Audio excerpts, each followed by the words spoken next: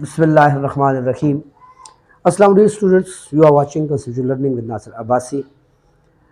बेटा आज हम थ्योरम्स के हवाले से कुछ बेसिक कंसेप्ट पहले आपके साथ शेयर करेंगे।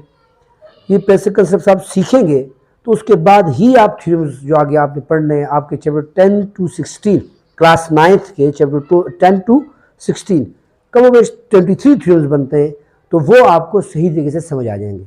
ये जितने भी थ्योरम्स हैं ये बेसिक रिलेट हैं ट्राइंगल के साथ, ठीक है। तो लिहाजा मैं पहले आपको ट्राइंगल्स के भी बेसिक कंसेप्ट दूंगा और ट्राइंगल के हवाले से जो थ्योरम्स हैं उनके भी बेसिक कंसेप्ट दूंगा, ठीक है। सबसे पहले चूंकि लफ्ज़ थ्योरम्स है, जो बच्चे इस चीज़ को देखता है तो सबसे पहले उसके साथ थ्योरम है क्या चीज़। जब वो थ्योरम वर्ड ही क्लियर नहीं होता तो वो आगे फिर समझ नहीं पाता।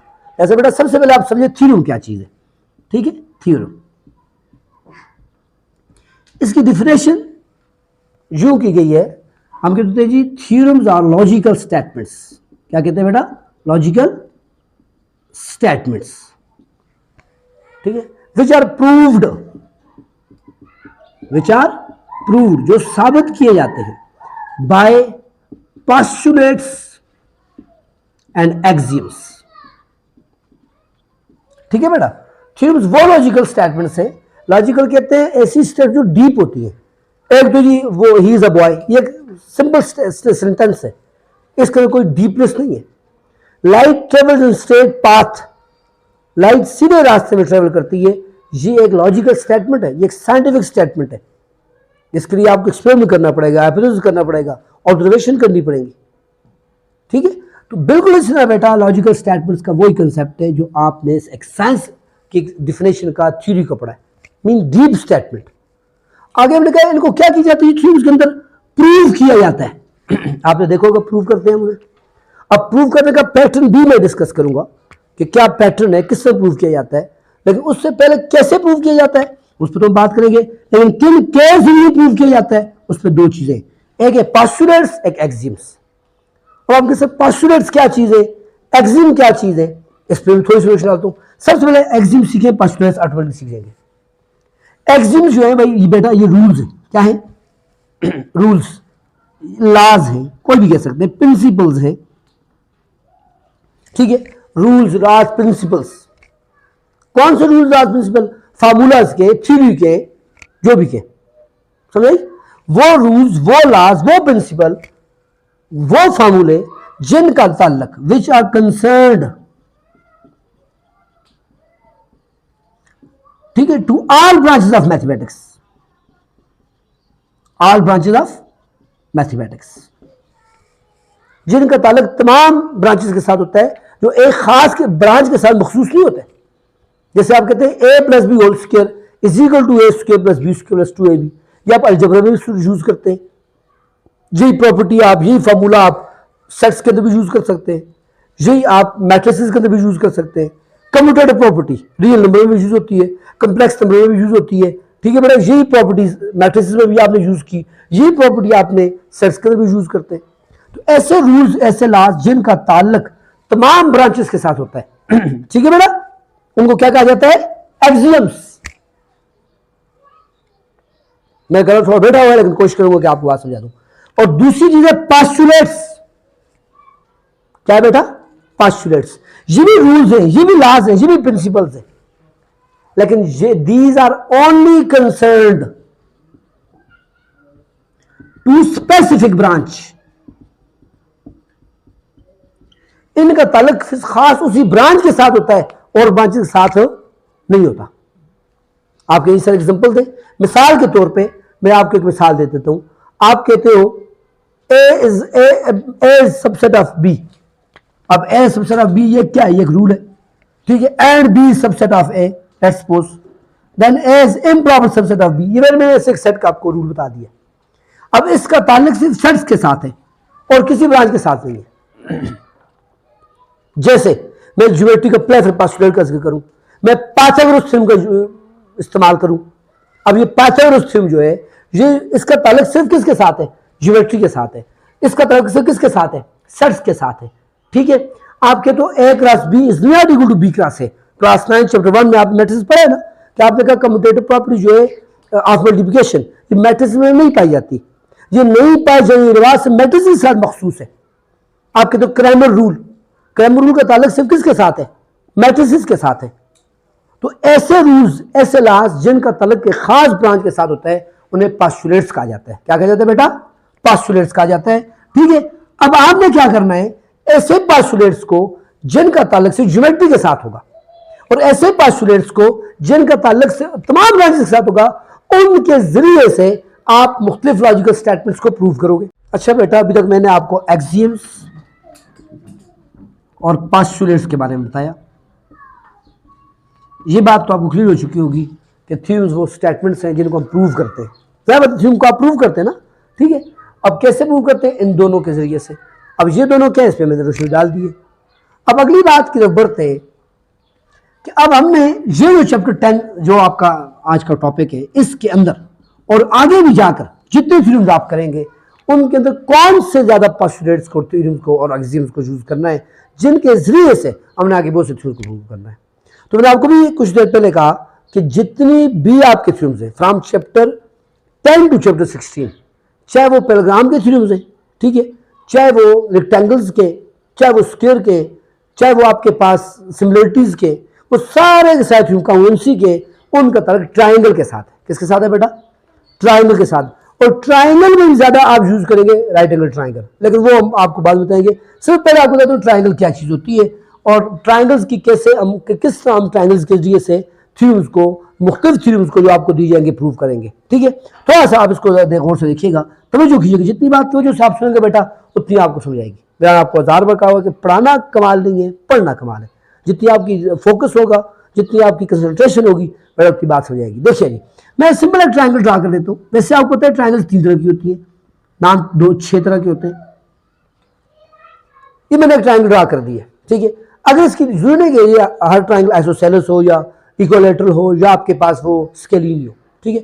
एनी हाउ ये ट्राइंगल ड्रा कर दी है जिसकी तीनों साइड्स इक्वल हो जाए, वो कहलाती है कौन सी ट्राइंगल बेटा? विद रिस्पेक्ट टू साइड्स नाम बता रहा हूं, वो कहलाती है इक्विलैटरल ट्राइंगल, ठीक है। जिसकी कोई साइड इक्वल नहीं होती बेटा, यानी लेट्स सपोज ये 3 है, ये 4 है, ये 5, इसे स्केलिन ट्राइंगल कहते हैं। जिसकी 2 साइड्स इक्वल होती है उसे कहते हैं isosceles triangle with respect two sides, isosceles triangle. और इन्हीं अगर एंगल्स के लिहाज से इन्हीं का नहीं अलग भी हो सकती है, इसमें कहा with respect two angles discuss किया जाए तो आप कहते हैं जिसकी अंदर एक एंगल 90 डिग्री को, वो राइट एंगल ट्राइंगल होती है। जिसमें एक 90 से ग्रेटर हो वो ऑब्ट्यूज होती है, ठीक है। जिसमें एक एंगल 90 से, सारे एंगल 90 से लेस हो, एक सारे से बात है, वो आपके पास एक्यूट होती है। Obtuse, right, acute. ये तो ट्राइंगल्स के मैंने आपको किसने बता दिए कि इनको भी आगे आप यूज करेंगे, ठीक है। अब हम आ जाते हैं कि ट्राइंगल्स के वो कंसेप्ट जो आप थ्योरम में यूज करेंगे। एक्चुअली आपके पास बहुत ज्यादा कंसेप्ट यूज होगा, वो ट्राइंगल्स के कांग्रुएंसी के कंसेप्ट यूज होंगे। क्या यूज होंगे बेटा? ट्राइंगल के कांग्रुएंसी, कांग्रुएंट ट्राइंगल्स। और ये आपके थ्योरम भी है, थ्योरम 10.1, 10.3, 10.4 वो है नहीं जी, ठीक है। लेकिन मैं आपको पहले 10.2 कहूंगा आपको कंसेप्ट बनाने के लिए। पहले 10.1, 10.3, 10.4 का मैं आपको कंसेप्ट देता हूं कि कांग्रुएंसी से क्या मुराद है। उससे पहले जो आपको समझनी है वो करस्पॉन्डेंसी समझनी है। हमने क्या करना है, कांग्रुएंसी के 2 चीजें बराबर हो जाए। 2 चीजें बराबर कब होंगी, इस पर हम बात करते हैं। अच्छा बेटा, पहले मैं आपको बताऊंगा करस्पॉन्डिंग ट्राइंगल्स। ये करस्पॉन्डिंग का सिंबल है, करस्पॉन्डिंग ट्राइंगल्स, ये मैंने शॉर्टकट लिखा है। ये पूरा वर्ड ऐसे कोरोस्पॉन्डिंग ट्राइंगल्स। पहले इस बात को समझिए। करस्पॉन्डेंसी को कहते हैं, आपको समझाने के लिए क्यों कहते हैं, जो चीजें दिखने में एक जैसी हो। लेकिन मैंने आपको कहा ना कि भाई अभी हमने चैप्टर 10 के अंदर कांग्रुएंसी ऑफ पोस्टुलेट्स को प्रूव करना है और कांग्रुएंसी ऑफ पोस्टुलेट्स ऑफ ट्राइंगल्स, ठीक है। ये बहुत इंपॉर्टेंट है क्योंकि चैप्टर 10 से लेकर 16 तक यही पोस्टुलेट्स यूज होंगे, मैक्सिमम मेजॉरिटी, और के साथ साथ ये बहुत ज्यादा यूज होंगे, इसलिए इनको समझना बहुत जरूरी है। उससे पहले आपको समझना है करस्पॉन्डिंग ट्राइंगल्स, ठीक है।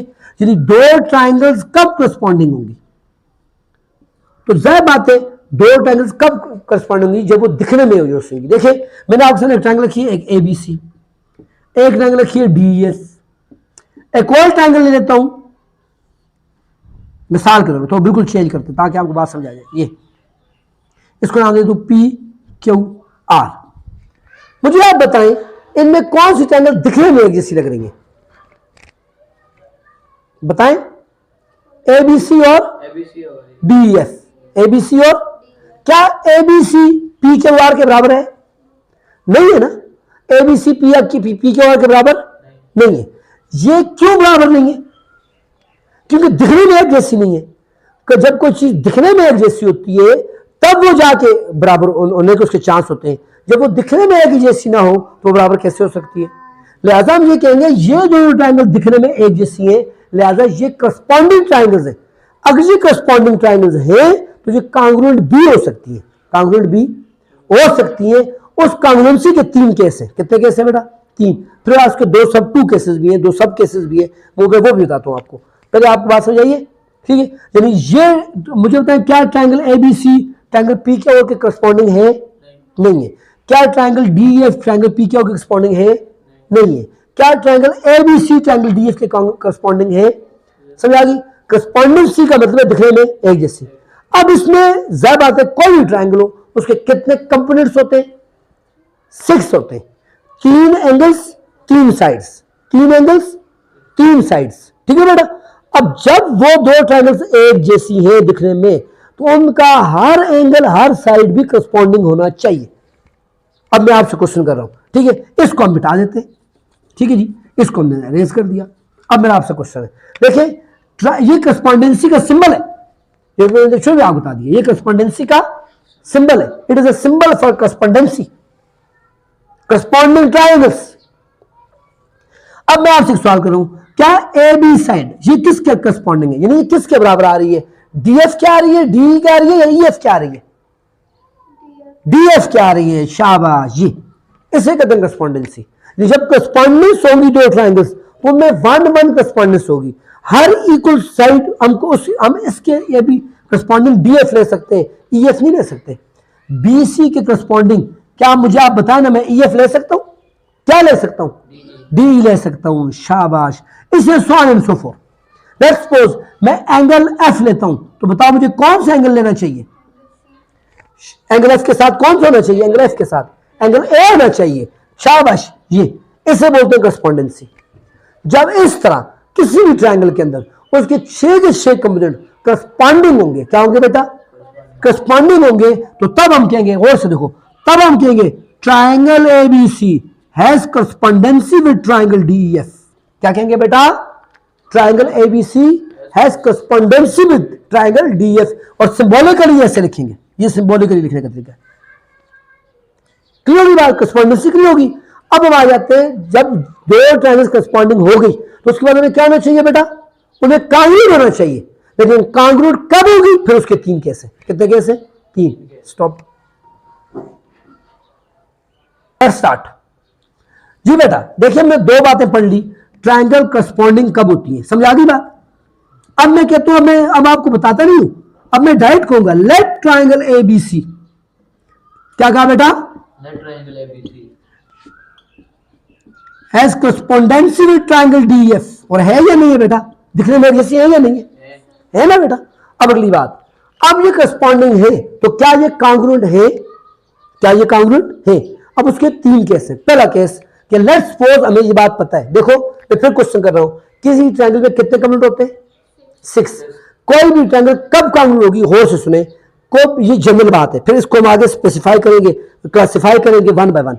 सुने, कोई भी ट्रायंगल कब कांग्रुएंट होती है? कांग्रुएंट मीन बराबर। वैसे कांग्रुएंट का लफ्ज ये देखिए जरा सा, ये आपकी मैथमेटिक्स आम लैंग्वेज ज्योमेट्री पढ़ रहे हैं, ठीक है? आपकी चूंकि देखिए हम चैप्टर 10 पढ़ रहे हैं तो मैं इन्हीं को ज्यादा फोकस करूंगा, इन थ्योरम्स को, ठीक है? देखिए बेटा, इक्वल टू जो लफ्ज है ना, इक्वल टू आपके जहन में, जैसे आपके 3 + 2 इज इक्वल टू 5, ये वो इक्वल टू है, ये वो ही इक्वल टू है। इसको हम मैथमेटिक्स रेंज में कहते हैं कांग्रुएंट टू। एक बात, इस वैसे बात कहते हैं, चूंकि हम इसमें, मैं मुझे बताओ, मैंने इसको मेजर किया है, इसको मैंने मेजर किया नहीं ना, विदाउट मेजरिंग ड्रॉ किया ना, चूंकि इसको मैंने विदाउट मेजरिंग किया है तो इसको हम कहते हैं अप्रोक्सीमेटली इक्वल टू। क्या कहते हैं? ये चूंकि गेस से ड्रॉ किया है तो हो सकता है थोड़ा बहुत एरर हो, तो हम वहां इक्वल टू का लफ्ज यूज नहीं करते, अप्रोक्सीमेटली इक्वल टू का लफ्ज करते हैं। ये दोनों कंसेप्ट है, एग्जैक्ट इक्वल टू भी आपके जहन में कंसेप्ट हो सकता है और अप्रोक्सीमेटली इक्वल टू भी, क्योंकि हम कौन सी ज्योमेट्री पढ़ रहे हैं, इसमें इंशाल्लाह मैं कभी टाइम से ज्योमेट्री में बात करूंगा, ठीक है। हम इस डेमोन्स्ट्रेटिव ज्योमेट्री पढ़ रहे हैं। क्या पढ़ रहे हैं? डेमोन्स्ट्रेटिव ज्योमेट्री कौन सी ज्योमेट्री होती है? वो ज्योमेट्री जिसमें हम फिगर्स को डेमोन्स्ट्रेट करते हैं। क्या करते हैं? डेमोन्स्ट्रेट करते हैं। डेमोन्स्ट्रेट का मतलब स्टेट करते हैं, डिस्क्राइब करते हैं, बयान करते हैं, एक्सप्लेन करते हैं। और देख रहे हैं हम यही कर रहे हैं, हम फिगर्स को एक्सप्लेन कर रहे हैं, फिर हम ट्राइंगल के पीछे पड़े हुए हैं। अब मेरी बात सुने, मैंने कहा हमारा असल जो टारगेट है वो कांग्रुएंसी ऑफ ट्राइंगल्स है, यही चैप्टर 10 का नाम भी है। अब सुने, दो ट्राइंगल्स कब कांग्रुएंट होंगी, उसकी बेसिकली दो शरायतें। कितनी कंडीशन है? दो कंडीशन। पहली कंडीशन, ट्राइंगल करस्पॉन्डिंग होनी चाहिए। क्या होनी चाहिए? करस्पॉन्डिंग नहीं है तो काउंट हो ही नहीं सकती, बात ही खत्म। दूसरी अभी इंपॉर्टेंट बात आ गई जिसमें भी हम अभी डिटेल बात करने जा रहे हैं। दूसरी कंडीशन ये है, दूसरी शर्त ये है कि वो दो ट्रायंगल्स तब ही काउंट होगी जब उनके 6 में से 3 कंपोनेंट काउंट हो जाए। जब उसके 6 में से 3 कंपोनेंट काउंट हो जाए। जैसे इसके 6 कंपोनेंट कौन से, मैं लिखता हूँ, और से लिखिएगा।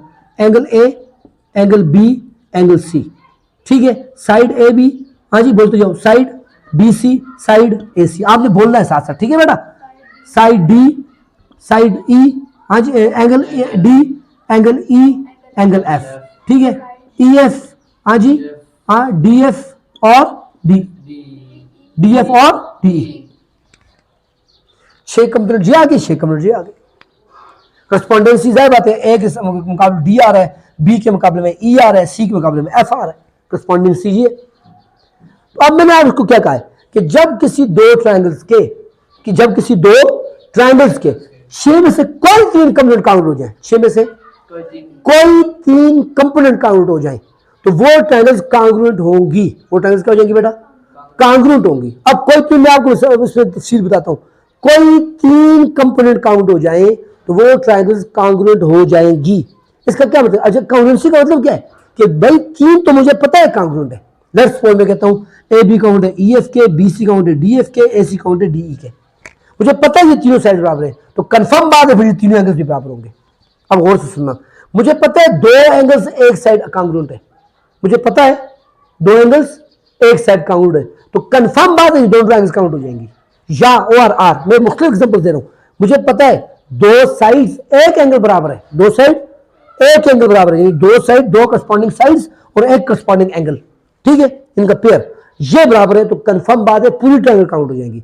मतलब जो 3 आपको पता है बराबर है, समझ आई बात, वो तो पता हो गया बराबर है ना, तो बाकी 3 जो आपको नहीं पता वो भी बराबर होगी। जब 2 ट्रायंगल्स काउंट होती हैं तो इसका मतलब यह है कि उनके 6 के 6 करस्पॉन्डिंग कंपोनेंट्स काउंट होते हैं। मैं फिर रिपीट कर रहा हूं, जब 2 ट्रायंगल्स काउंट होती हैं तो इसका मतलब है उनके 6 के 6 करस्पॉन्डिंग कंपोनेंट्स बराबर होते हैं। All of 6 corresponding components are congruent।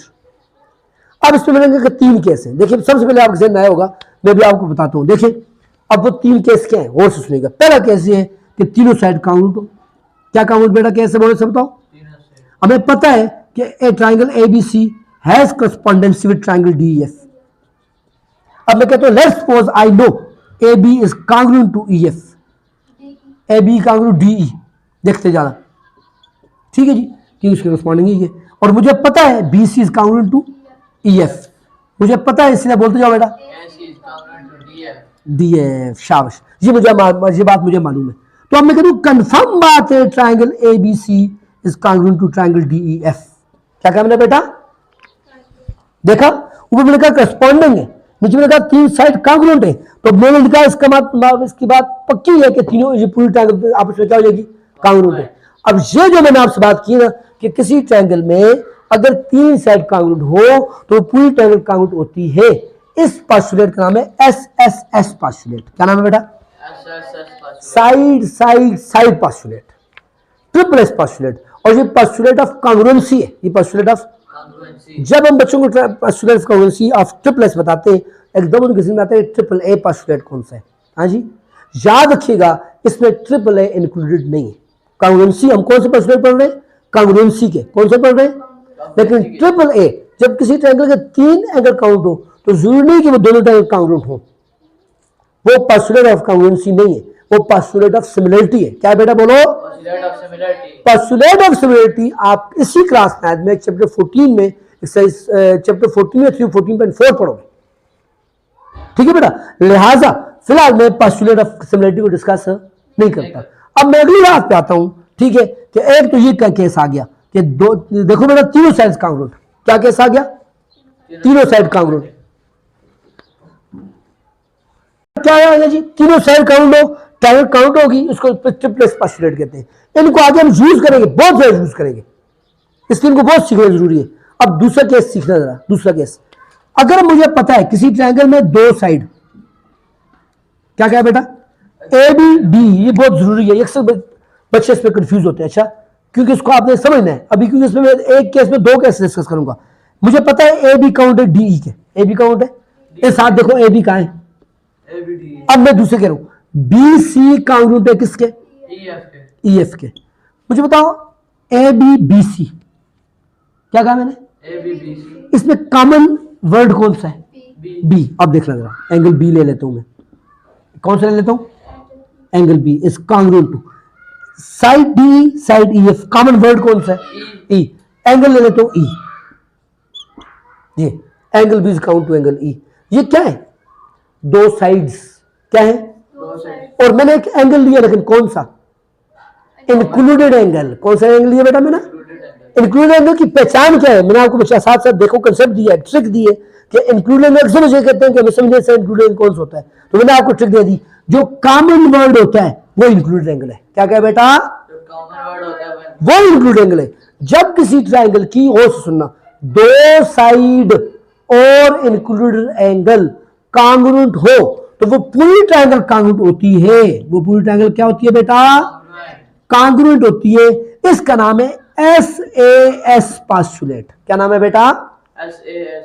समझा गई? Side angle side postulate. क्या नाम है बेटा? Side angle side postulate. लेकिन आप ये नहीं कह सकते सर, ऐसा भी हो सकता है कि हमें यू ना आ जाए, यू ना दिया हो, बल्कि हमें यही दो साइड्स दी गई हो और इसके साथ तीसरा एंगल ऐसा दिया गया हो, यानी एंगल ऐसा दिया गया हो जो इंक्लूडिंग ना हो। मिसाल के तौर पे मैं एंगल डी ले लेता हूं। अब बताओ एंगल डी इसमें है, वो तो कॉमन वर्ड नहीं है, लिहाजा ये जो आपके पास एंगल आ रहा है, और गौर से देख भी लो, side A B side B C, side D ये देखो, साइड ई एफ, तो इनमें बी और ई आ रहा नहीं आ रहा? समझ आ रही बात? लेकिन side A B side B C, side D side E F, angle आप उठा के ए डी ले लिए, ये तो बाहर का एंगल है। कौन सा एंगल है? यानी इन दो साइड से ये एंगल नहीं बनता।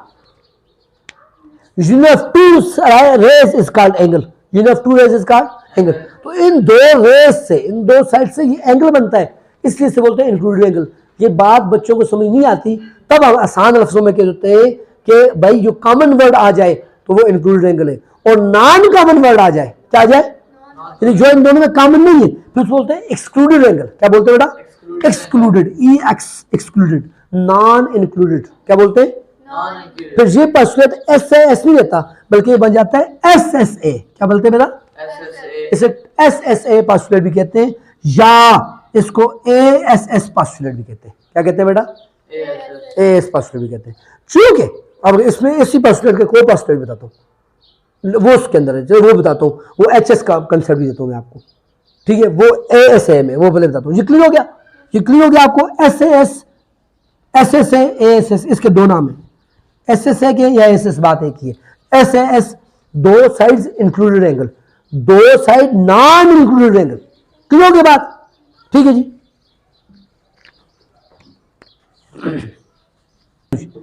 अब हम आखिरी केस की तरफ बढ़ते हैं। We are coming towards last case. ठीक है जी। वो ये है कि आप दो एंगल्स लें, angle A is congruent to angle D, angle B is congruent to angle E। अब मुझे बताओ angle A angle B, angle को उठाओ, क्या बनता है? तो साइड AB ले लो। समझो बात को? ठीक है, is equal to or congruent to angle उठा दो, क्या साइड बनती है? D। बस अगर आप ये दो एंगल और ये दो साइड्स लोगे तो इसे बोलेंगे included side. Two angles included side. क्या बोलेंगे बेटा? अब जैसे मैं आपसे पूछता हूं, जो आप बताएं। ठीक है, एंगल बी, ठीक है, angle congruent to angle E, angle C congruent to angle F. बताओ इनकी इंक्लूडेड साइड कौन सी होगी? शाबाश, बहुत अच्छी है, बात समझ आप। ये अब ये इस तरह दो ट्रायंगल काउंट, दो साइड, दो एंगल एक साइड काउंट आ जाए तो पूरी ट्रायंगल काउंट हो जाती है, पूरी ट्रायंगल। क्योंकि ये आप क्या पढ़ रहे हैं? आप पढ़ रहे हैं postulate of congruency of triangles. क्या पढ़ रहे हैं बेटा? ट्रायंगल्स, ठीक है बेटा। इस काउंट टू ट्रायंगल DEF। इससे बोलते हैं चूंकि दो एंगल्स हैं और उनकी इंक्लूडेड साइड है तो इसे बोलते हैं ASA पोस्टुलेट। क्या बोलते हैं बेटा? ASA। और वही बात है कि इन दो के साथ में कोई ऐसा ले लूं जैसे AB के अलावा मैं BC ले लूं। हाँ जी, AB का क्या ले लूं बेटा? मैं BC और EF इधर ले लूं तो ये कहलाएगा, क्या कहलाएगा? बोलो, आप खुद बोलो। शाबाश, नॉन इंक्लूडेड साइड। और बोलेंगे AS पोस्टुलेट। क्या बोलेंगे? या SAA पोस्टुलेट, SAA पोस्टुलेट। अब इसमें ही एक पोस्टुलेट और है, इसी में एक पोस्टुलेट और है, बल्कि वो SAS से मुताल्लिक है जो मैंने पहले बता दिए, उसे HS पोस्टुलेट कहते हैं। क्या बोलते हैं बेटा? HS पोस्टुलेट अक्सर बच्चों को मैं बताता हूँ HL भी से लिखा जाता है। क्या लिखा जाता है? HL postulate. वो पोस्टुलेट SAS ही होता है। क्या होता है बेटा? SSA ही होता है, ठीक है। इसको हटा देते हैं, मैं बताता हूँ HS और HL। ये देखिए, सिर्फ HS और HL में राइट एंगल ट्रायंगल शामिल होती है। कौन सी ट्रायंगल होती है बेटा? Right angle triangle. तो उसमें ये बात तो अंडरस्टूड है कि ये राइट एंगल है तो उसमें दो एंगल 90 के होंगे। समझ आई बात? जैसे एंगल A, एंगल मिसाल के तौर पे यहां मैं D ले लेता हूँ, एंगल A काउंट है एंगल D के, इसमें तो कोई बात शक ही नहीं क्योंकि दोनों 90 के। इसके साथ इसके सामने हाइपोटेन्यूज आ रहा है, हाइपोटेन्यूज क्या आ रहा है? BC, इधर क्या आ रहा है? Hypotenuse EF। तो आप BC और EF ले लें। क्या ले लें? BC और EF। और बाकी कोई साइड ले लें, यानी बाकी साइड को अभी आप कोई एक साइड ले लें। लेकिन चूंकि आप इसमें क्या लिए? हाइपोटेन्यूज। क्या लिए? और 90 डिग्री के एंगल। और क्या लिया? 90 डिग्री। ऐसा जिसमें आपने 90 डिग्री एंगल और हाइपोटेन्यूज साइड ले ली और बाकी कोई साइड ले ली, चाहे आप AC DF ले लें या AB DE ले लें, ठीक है बेटा? समझ आ रही बात? तो फिर उसको बोलेंगे HL पोस्टुलेट। क्या बोलते हैं? HL पोस्टुलेट या HS पोस्टुलेट, हाइपोटेन्यूज लेग या हाइपोटेन्यूज साइड पोस्टुलेट। एक्चुअली ये SAS पोस्टुलेट या SSA पोस्टुलेट होता है, यानी इंक्लूडिंग लेंगे तो जाहिर बात है SS हो जाएगा, नॉन इंक्लूडिंग लेंगे तो SSA हो जाएगा। तो HL पोस्टुलेट आपके पास इसी की एक सब फॉर्म है, यानी अगर राइट एंगल में होगी तो आप HL या HS बोलेंगे। क्योंकि बाद में लिखा होता है HL पोस्टुलेट तो बच्चे परेशान हो जाइए, तो हमने पढ़ा ही नहीं, क्योंकि 10.1, 10.3, 10.4 शामिल नहीं है। समझ आ गया बेटा? अब आपको पोस्टुलेट ऑफ कांग्रुएंस ट्रायंगल समझ आ गए, यानी तीन पोस्टुलेट है, ट्रिपलेट पोस्टुलेट, SS पोस्टुलेट, फिर उसके दो सब केसेस है SSA और HL, ठीक है। फिर ASA पोस्टुलेट, फिर उसका केस है AS, ठीक है। एक रह गया ट्रिपल है, मैंने बता दीजिए 14 में पढ़ेंगे, वो पोस्टुलेट ऑफ कांग्रुएंसी नहीं है बल्कि पोस्टुलेट ऑफ सिमिलरिटी है। अब ये जो तीन पोस्टुलेट्स मैंने आपको बताए, ठीक है, SAS, ट्रिपलेस और ASA, ठीक है, इसको आपने चैप्टर 10 से लेकर 16 तक सब में यूज करना है। इन्हीं के जरिए से आपने कोई कांग्रुएंसी प्रूव करनी होगी, चाहे वो ट्रायंगल्स की करनी हो, एंगल्स की करनी हो, साइड्स की करनी हो, पेलग्राम्स की करनी हो, डायगोनल्स की करनी हो, आपने इन्हीं पोस्टुलेट ऑफ कांग्रुएंसी को इस्तेमाल करना है, ठीक है बेटा? मैंने क्या कहा? तमाम कांग्रुएंसी को प्रूव करने किसको इस्तेमाल करना है?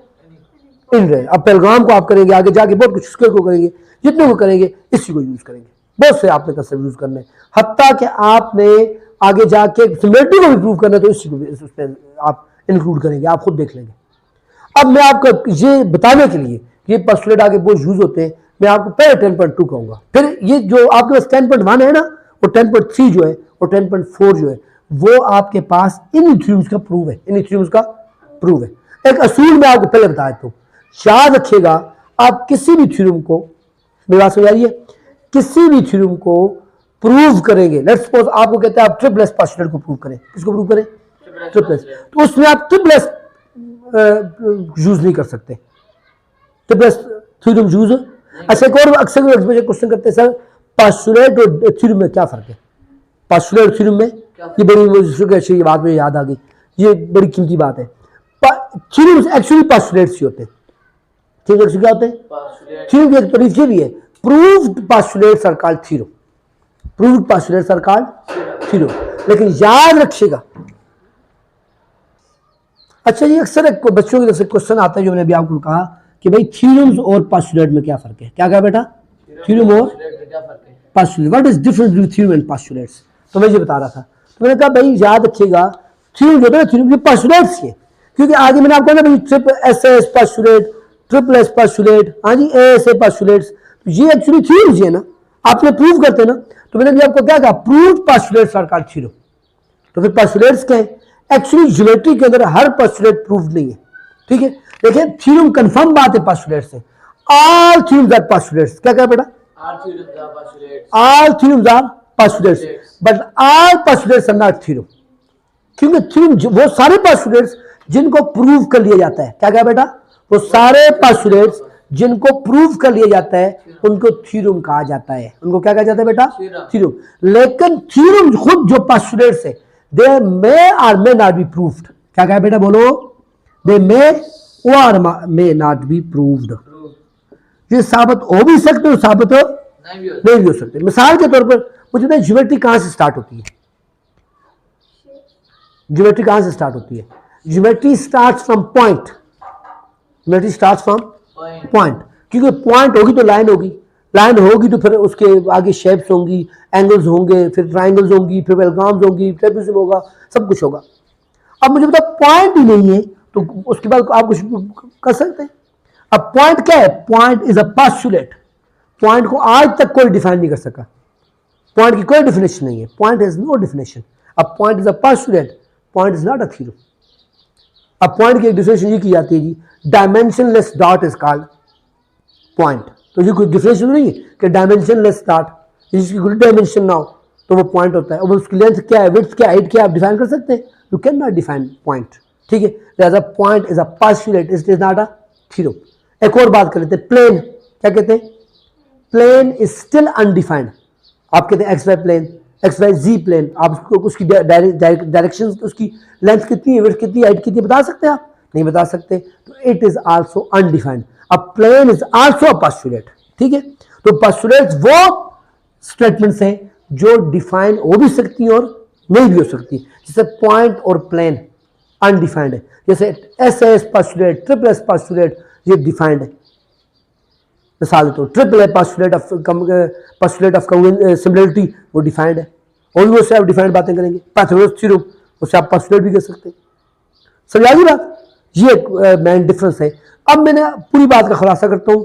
अभी मैंने आपको सिर्फ बेसिक कंसेप्ट दिए, थ्योरम क्या होता है, ठीक है, थ्योरम कैसे प्रूव किया जाता है, और थ्योरम को प्रूव करने के लिए सबसे बड़े मशहूर थ्योरम्स या पोस्टुलेट्स कौन से हैं जिनको आप तमाम चैप्टर में यूज़ करेंगे, और जो चैप्टर 10 का भी खासा है और खुलासा है।